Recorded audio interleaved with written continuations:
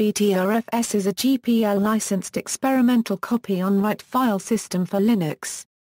Development began at Oracle Corporation in 2007. As of August 2014, the file system's on-disk format has been marked as stable. However, the Btrfs version included in the most recent Linux kernel mainline release should be used since the development of Btrfs is still very fast-paced.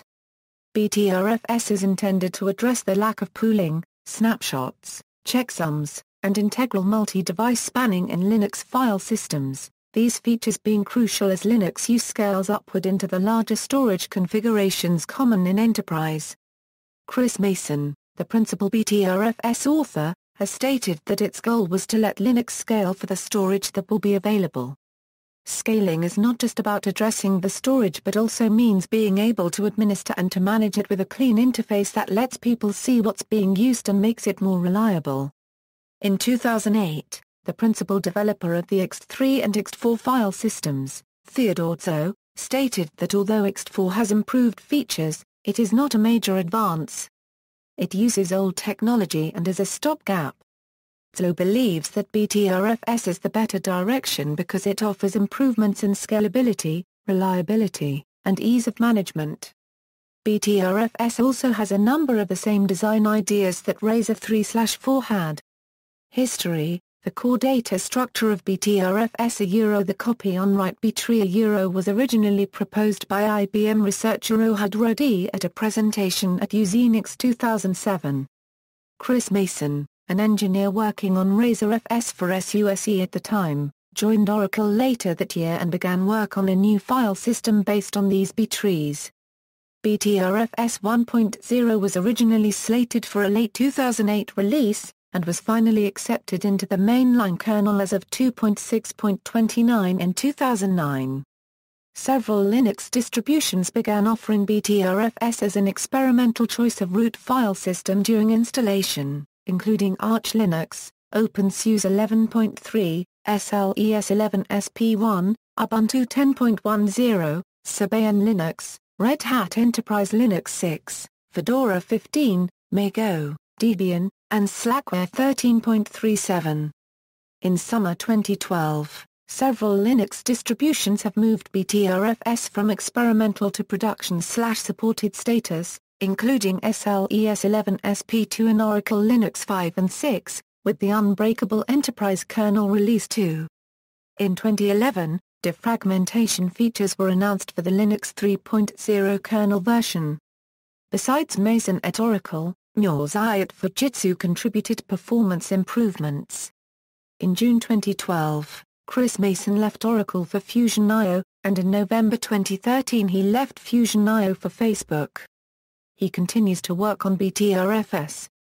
Features: as of version 3.14 of the Linux kernel mainline, Btrfs implements the following features, mostly self-healing in some configurations due to the nature of copy-on-write, online defragmentation, online volume growth and shrinking, online block device addition and removal, online balancing, offline file system check, online data scrubbing for finding errors and automatically fixing them for files with redundant copies, RAID 0, RAID 1, RAID 5, RAID 6 and RAID 10, subvolumes, transparent compression, configurable per file or volume, snapshots, file cloning, checksums on data and metadata, in-place conversion from Ext3/4 to Btrfs, file system seeding, block discard, send-receive, hierarchical per subvolume quotas, out-of-band data deduplication. Planned features include, in-band data deduplication, online file system check,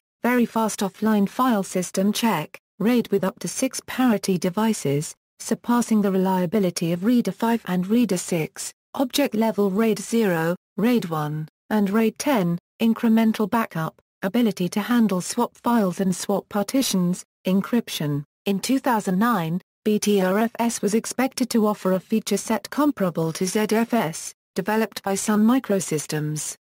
After Oracle's acquisition of Sun in 2009, Mason and Oracle decided to continue on with Btrfs development.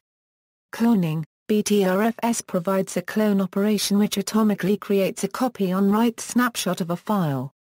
Such cloned files are sometimes referred to as reflinks, in light of the associated Linux kernel system calls.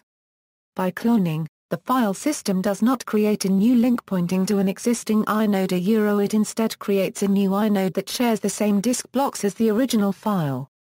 As a result, this operation only works within the boundaries of the same Btrfs file system, while it can cross the boundaries of subvolumes since Linux kernel version 3.6. The actual data blocks are not becoming duplicated but, due to the copy-on-write nature of cloning, modifications to any of the cloned files are not visible in their parent files and vice versa. This should not be confused with hard links, which are directory entries that associate multiple file names with actual files on a file system. While hard links can be taken as different names for the same underlying group of disk blocks, cloning in Btrfs provides independent files that are sharing their disk blocks as a form of data deduplication on the disk block level. Any later changes to the content of such dependent files invoke the copy-on-write mechanism, which creates independent copies of all altered disk blocks. Support for this Btrfs feature was added in version 7.5 of the GNU utils, via the reflink option to the cp command. Cloning can be especially effective in case of storing disk images of virtual machines or their snapshots. Those are large files differing only in small portions, where the cloning provides both their faster copying and minimal consumption of storage space due to data deduplication. Subvolumes and snapshots. A subvolume in Btrfs is quite different from the usual LVM logical volumes. With LVM, a logical volume is a block device in its own right, while this is not the case with Btrfs. A Btrfs subvolume is not a separate block device, and it cannot be treated or used that way. Instead, a Btrfs subvolume can be thought of as a separate POSIX file namespace. This namespace can be accessed either through the top-level subvolume of the file system, or it can be mounted on its own and accessed separately by specifying the subvol or subvolid option to mount. 8. When accessed through the top-level subvolume, subvolumes are visible and accessed as its subdirectories. Subvolumes can be created at any place within the file system hierarchy, and they can also be nested. Nested subvolumes appear as subdirectories within their parent subvolumes, similar to the way top-level subvolume presents its subvolumes as subdirectories. Deleting a subvolume deletes all subvolumes below it in the nesting hierarchy, and for this reason the top-level subvolume cannot be deleted. Any Btrfs file system always has a default subvolume, which is initially set to be the top-level subvolume, and it is mounted by default if no subvolume selection option is passed to mount. Of course, the default subvolume can be changed as required. A Btrfs snapshot is actually a subvolume that shares its data with some other subvolume, using Btrfs copy-on-write capabilities, and modifications to a snapshot are not visible in the original subvolume. Once a writable snapshot is made, it can be treated as an alternate version of the original file system. For example, to roll back to a snapshot, modified original subvolume needs to be unmounted, and the snapshot mounted in its place. At that point, the original subvolume may also be deleted. The copy-on-write nature of Btrfs means that snapshots are quickly created, and they initially consume very little disk space. Since a snapshot is a subvolume, creating nested snapshots is also possible. Taking snapshots of a subvolume is not a recursive process. If a snapshot of a subvolume is created, every subvolume or snapshot that the subvolume already contains is mapped to an empty directory of the same name inside the snapshot. Taking snapshots of a directory is not possible, as only subvolumes can have snapshots. Though, there is a workaround, involving reflinks spreading across subvolumes. That way, a new subvolume is created, containing cross-subvolume reflinks to the content of the targeted directory. Having that available, a snapshot of this new volume can be created. Send-receive. Given any pair of subvolumes, Btrfs can generate a binary diff between them that can be replayed later, possibly on a different Btrfs file system. The send-receive feature effectively creates a set of data modifications required for converting one subvolume into another. The send-receive feature can be used with regularly scheduled snapshots for implementing a simple form of file system master-slave replication, or for the purpose of performing incremental backups. Quota groups. A quota group imposes an upper limit to the space a subvolume or snapshot may consume. A new snapshot initially consumes no quota because its data is shared with its parent, but thereafter incurs a charge for new files and copy-on-write operations on existing files. When quotas are active, a quota group is automatically created with each new subvolume or snapshot. These initial quota groups are building blocks which can be grouped into hierarchies to implement quota pools. Quota groups only apply to subvolumes and snapshots, while having quotas enforced on individual subdirectories, users, or user groups is not possible. However, workarounds are possible by using different subvolumes for all users or user groups that require a quota to be enforced. In place Ext4 Conversion, as the result of having very little metadata anchored in fixed locations, Btrfs can warp to fit unusual spatial layouts of the back-end storage devices. The Btrfs convert tool exploits this ability to do an in-place conversion of any Ext4 file system, by nesting the equivalent Btrfs metadata in its unallocated space while preserving an unmodified copy of the original file system. The conversion involves creating a copy of the whole Ext4 metadata, while the Btrfs files simply point to the same blocks used by the Ext4 files. This makes the bulk of the blocks shared between the two file systems before the conversion becomes permanent. Thanks to the copy-on-write nature of Btrfs, the original versions of the file data blocks are preserved during all file modifications. Until the conversion becomes permanent, only the blocks that were marked as free in Ext4 are used to hold new Btrfs modifications, meaning that the conversion can be undone at any time. All converted files are available and writable in the default subvolume of the Btrfs. A sparse file holding all of the references to the original Ext4 file system is created in a separate subvolume, which is mountable on its own as a read-only disk image, allowing both original and converted file systems to be accessed at the same time. Deleting this sparse file frees up the space and makes the conversion permanent. Seed devices. When creating a new Btrfs, an existing Btrfs can be used as a read-only seed file system. The new file system will then act as a copy-on-write overlay on the seed. The seed can be later detached from the Btrfs, at which point the rebalancer will simply copy over any seed data still referenced by the new file system before detaching. Mason has suggested this may be useful for a libcd installer, which might boot from a read-only Btrfs seed on optical disk, rebalance itself to the target partition on the install disk in the background while the user continues to work, then eject the disk to complete the installation without rebooting. Encryption. Though Chris Mason said in his interview in 2009 that encryption was planned for Btrfs, this is unlikely to be implemented for some time, if ever, due to the complexity of implementation and pre-existing tested and peer-reviewed solutions. The current recommendation for encryption with Btrfs is to use a full disk encryption mechanism such as de-encrypt LUKS on the underlying devices, and to create the Btrfs file system on top of that layer. Checking and recovery. Unix systems traditionally rely on FSCK programs to check and repair file systems.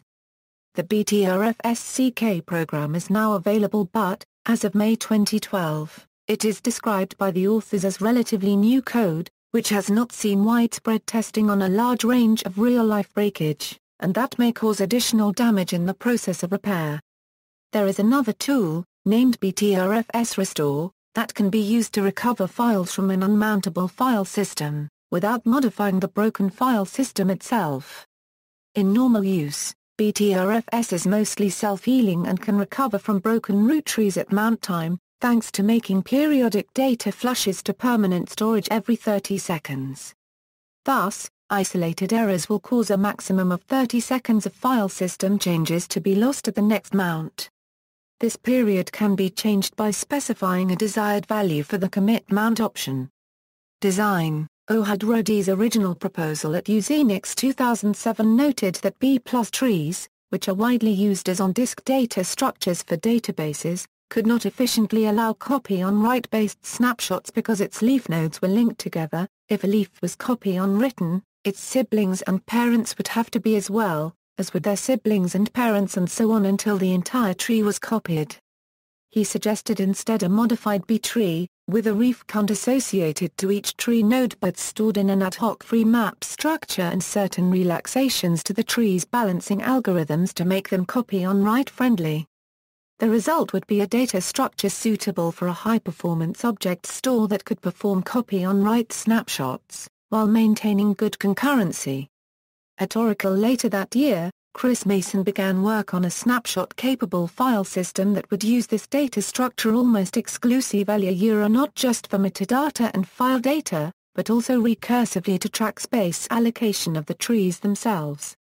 This allowed all traversal and modifications to be funneled through a single code path, against which features such as copy-on-write, checksumming and mirroring needed to be implemented only once to benefit the entire file system. Btrfs is structured as several layers of such trees, all using the same B-tree implementation. The trees stored generic items sorted on a 136-bit key. The first 64 bits of the key are a unique objected. The middle 8 bits are an item type field. Its use is hardwired into code as an item filter in tree lookups. Objects can have multiple items of multiple types. The remaining right-hand 64 bits are used in type-specific ways. Therefore items for the same object end up adjacent to each other in the tree, ordered by type.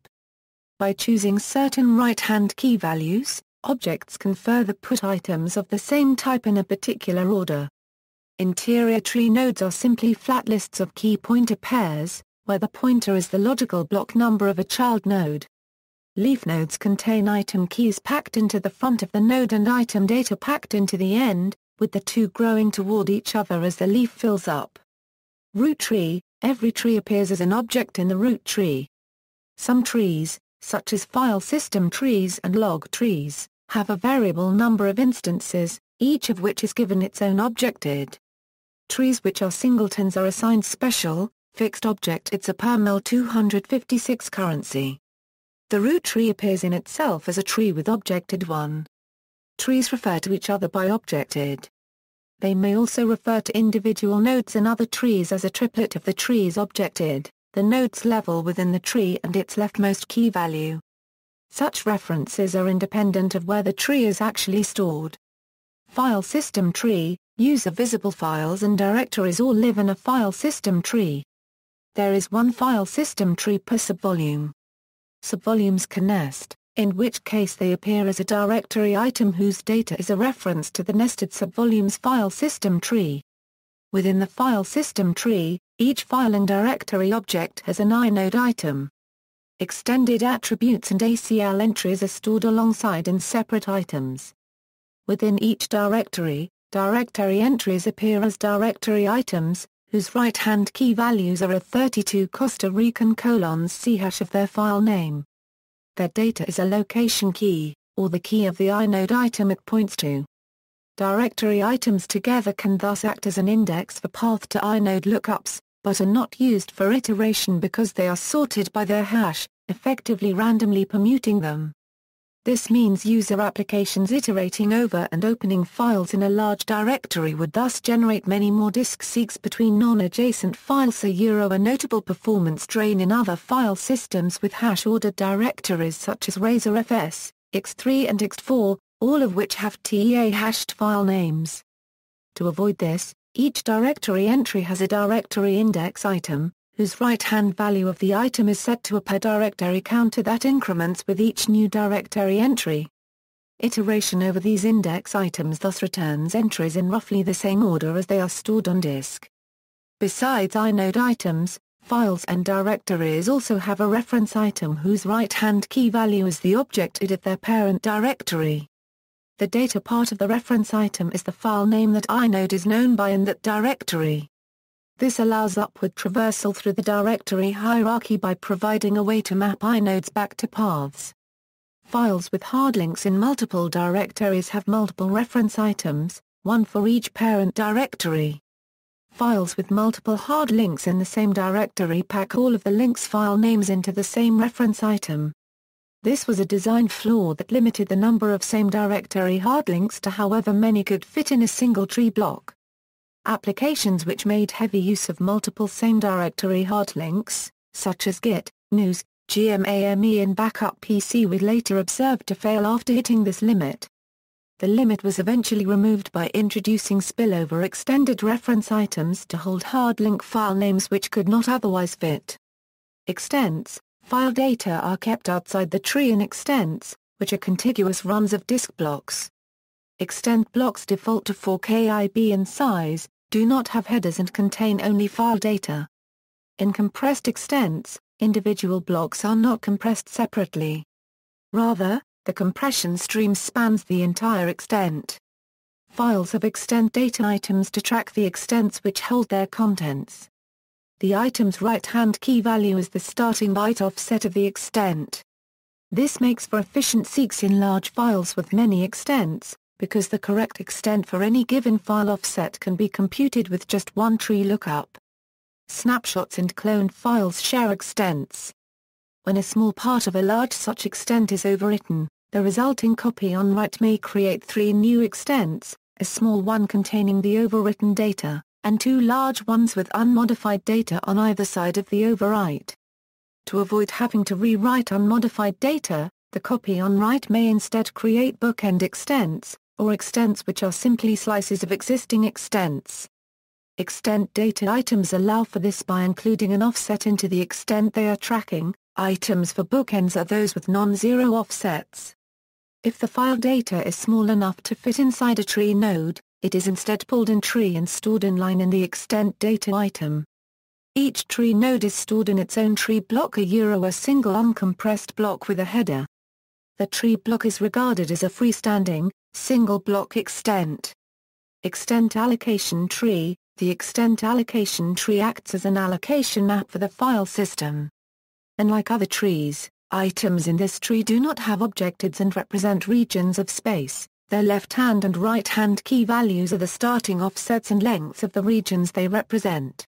The file system zones its allocated space into block groups, which are variable-sized allocation regions that alternate successively between preferring metadata extents and data extents. The default ratio of data to metadata block groups is 1:2. They are intended to work like the all-of block allocator and block groups in Ext4 in allocating related files together and resisting fragmentation by leaving allocation gaps between groups. Each block group is associated with a block group item. Inode items in the file system tree include a reference to their current block group.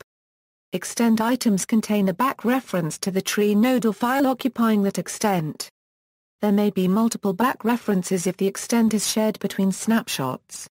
If there are too many back references to fit in the item, they spill out into individual extent data reference items. Tree nodes, in turn, have back references to their containing trees. This makes it possible to find which extents or tree nodes are in any region of space by doing a btree range lookup on a pair offsets bracketing that region, then following the back references. For relocating data, this allows an efficient upwards traversal from the relocated blocks to quickly find and fix all downwards references to those blocks, without having to walk the entire file system. This, in turn, allows the file system to efficiently shrink, migrate and defragment its storage online.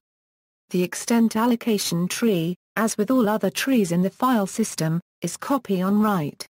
Writes to the file system may thus cause a cascade whereby changed tree nodes and file data result in new extents being allocated, causing the extent tree to itself change. To avoid creating a feedback loop, extent tree nodes which are still in memory but not yet committed to disk may be updated in place to reflect new copy on written extents. In theory, the extent allocation tree makes a conventional free space bitmap unnecessary because the extent allocation tree acts as a btree version of a BSP tree. In practice, however, an in-memory red-black tree of page-sized bitmaps is used to speed up allocations. These bitmaps are persisted to disk as special extents that are exempt from checksumming and copy on write. The extent items tracking these extents are stored in the root tree. Checksum tree and scrubbing. CRC32C checksums are computed for both data and metadata and stored as checksum items in a checksum tree. There is room of 256 bits for metadata checksums and up to a full leaf block for data checksums. More checksum algorithm options are planned for the future. There is one checksum item per contiguous run of allocated blocks, with per block checksums packed end-to-end into the item data. If there are more checksums than can fit, they spill rightwards over into another checksum item in a new leaf. If the file system detects a checksum mismatch while reading a block, it first tries to obtain a good copy of this block from another device if internal mirroring or RAID techniques are in use. Btrfs can initiate an online check of the entire file system by triggering a file system scrub job that is performed in the background. The scrub job scans the entire file system for integrity and automatically attempts to report and repair any bad blocks it finds along the way. Log tree and fsync is a request to commit modified data immediately to stable storage. Fsync-heavy workloads could potentially generate a great deal of redundant write I/O by forcing the file system to repeatedly copy on write and flush frequently modified parts of trees to storage. To avoid this, a temporary per subvolume log tree is created to journal fsync-triggered copy on writes. Log trees are self-contained, tracking their own extents and keeping their own checksum items. Their items are replayed and deleted at the next full tree commit or at the next remount. Chunk and device trees. Block devices are divided into chunks of 256 megabytes or more. Chunks may be mirrored or striped across multiple devices. The mirroring striping arrangement is transparent to the rest of the file system, which simply sees the single, logical address space that chunks are mapped into. This is all tracked by the chunk tree, where each device is represented as a device item and each mapping from a logical chunk to its underlying physical chunks is stored in a chunk map item. The device tree is the inverse of the chunk tree, and contains device extent items which map byte ranges of block devices back to individual chunks. As in the extent allocation tree, this allows Btrfs to efficiently shrink or remove devices from volumes by locating the chunks they contain. The file system, chunks and devices are all assigned a universally unique identifier. The header of every tree node contains both the UUID of his containing chunk and the UUID of the file system. The chunks containing the chunk tree, the root tree, device tree and extent tree are always mirrored even on single device volumes. These are all intended to improve the odds of successful data salvage in the event of media errors. Relocation trees, defragmentation, shrinking and rebalancing operations require extents to be relocated. However, doing a simple copy on write of the relocating extent will break sharing between snapshots and consume disk space. To preserve sharing, an update and swap algorithm is used, with a special relocation tree serving as scratch space for affected metadata. The extent to be relocated is first copied to its destination. Then, by following back references upward through the affected subvolumes file system tree, metadata pointing to the old extent is progressively updated to point at the new one. Any newly updated items are stored in the relocation tree. Once the update is complete, items in the relocation tree are swapped with their counterparts in the affected subvolume, and the relocation tree is discarded.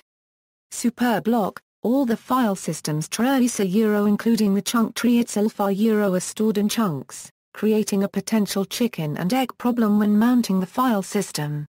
To bootstrap into a mount, a list of physical addresses of chunks belonging to the chunk and root trees must be stored in the Superblock. Superblock mirrors are kept at fixed locations, 64 KIB into every block device, with additional copies at 64 MB, 256 GIB and 1 PIB. When a Superblock mirror is updated, its generation number is incremented.